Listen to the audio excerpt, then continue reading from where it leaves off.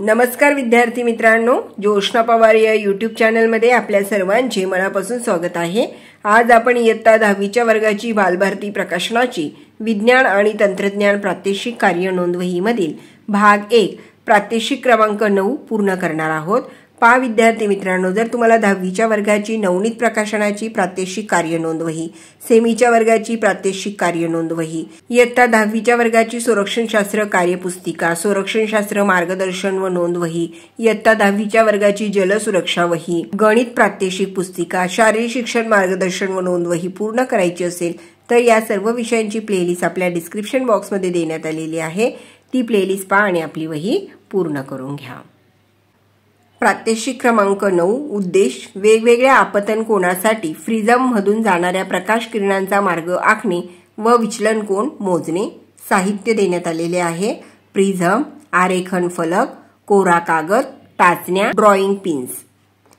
आकृती देखील देण्यात आलेली आहे। आपल्याला आकृती पूर्ण करायची आहे। त्या ठिकाणी आपण आकृती पूर्ण केलेली आहे। व्हिडिओ थांबून आकृती व्यवस्थित पाहून घ्यायची आहे।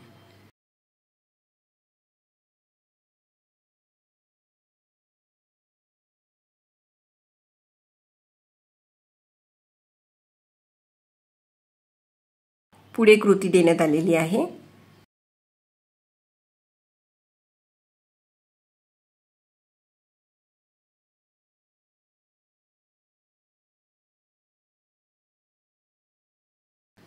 आणि आपल्याला निरीक्षण तक्ता पूर्ण करायचा आहे।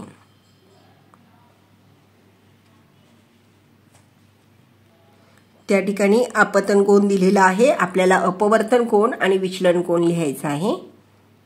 आपतन कोन 30 अंश, अपवर्तन कोन 19 अंश, विचलन कोन 45 अंश।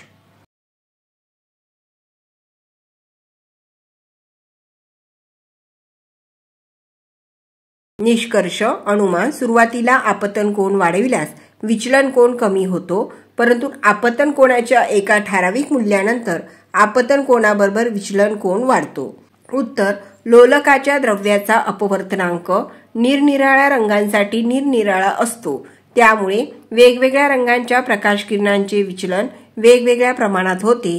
शुभ्र प्रकाश म्हणजे जांभळा, पारवा, निळा, हिरवा, पिवळा, नारंगी व तांबडा अशा 7 रंगांचे मिश्रण होय। बहुपर्यायी प्रश्न। प्रश्न क्रमांक 1, प्रिझमच्या साह्याने प्रकाशाचे अपस्करण झाल्यास कोणत्या रंगाचे जास्त प्रमाणात विचलन होते? त्याचा अ पर्याय बरोबर आहे जांभळा। दुसरा प्रश्न, प्रिझमच्या साह्याने अपस्करण झाल्यास प्रकाशाचे पुन्हा पांढऱ्या प्रकाशात कसे रूपांतर करता येईल? त्याचा ड पर्याय बरोबर आहे आणखी एक प्रिझम उलट ठेवून। तिसरा प्रश्न, आकाशात इंद्रधनुष्य तयार होते तेव्हा प्रकाशाचे टिंबटिंब होत नाही। त्याचा ड पर्याय बरोबर आहे प्रवर्तन। चौथे विधान, पारदर्शक माध्यमातील द्रावणाच्या लहान कणांवर पडून प्रकाशाचे टिंबटिंब झाल्यामुळे आपल्याला त्याचा मार्ग दिसू शकतो। त्याचा अ पर्याय बरोबर आहे विकिरण। पाचवे विधान, प्रकाशाच्या दृश्य टप्प्यात कमीत कमी विकिरण टिंबटिंब रंगाचे होते। त्याचा अ पर्याय बरोबर आहे तांबड्या। पुढे पहा प्रश्न क्रमांक 1, प्रिझम मधून प्रकाशाचे अपस्करण होत असताना कोणत्या रंगाचा विचलन कोन सर्वात कमी असतो? या गुणधर्मामुळे त्या रंगाचा विशिष्ट असा उपयोग कोणता सांगता येईल? उत्तर, या वर्णपंक्तीनुसार तांबड्या प्रकाशाचे विचलन सर्वात कमी असते, यामुळे लाल रंग वातावरणात दूरवर प्रवास करू शकतो।